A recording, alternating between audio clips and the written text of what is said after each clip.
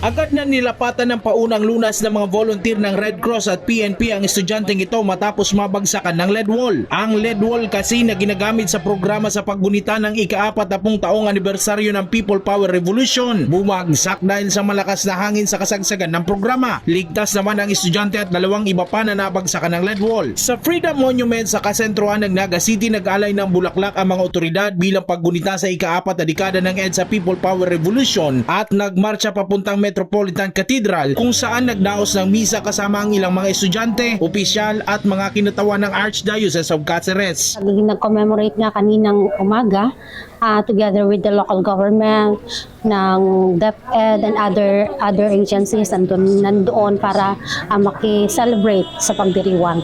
So far naging peaceful and hanggang ngayon ang program is continuous pa din sa may Metropolitan Cathedral.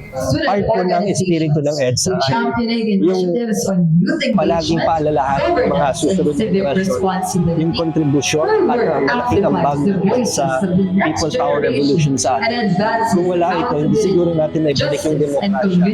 So, kasama dito sa advocacy ng EDSA People Power Revolution Spirit ay yung continuous education ng ating mga kabataan. So therefore, this is their classroom right now. Yung nangyayari dito sa patio ng cathedral, yung nangyayari dun sa wreath laying, dun sa Freedom Monument. This is a learning experience of this generation kasi hindi na sila, wala pa sila noong 1986.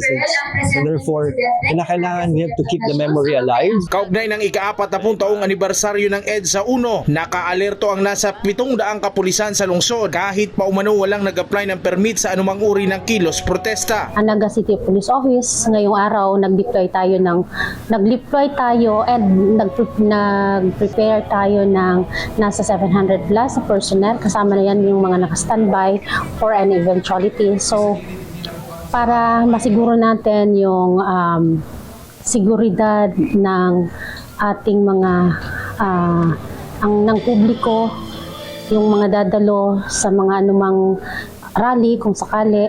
Jan Amador, CSN.